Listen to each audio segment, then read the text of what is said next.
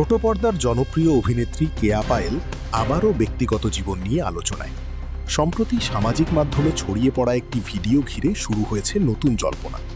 এমনকি ওই তরুণের একই ঘরে থাকেন, সে ঘর কেয়া পায়েলের জন্য সুন্দর করে সাজিয়ে দেয়।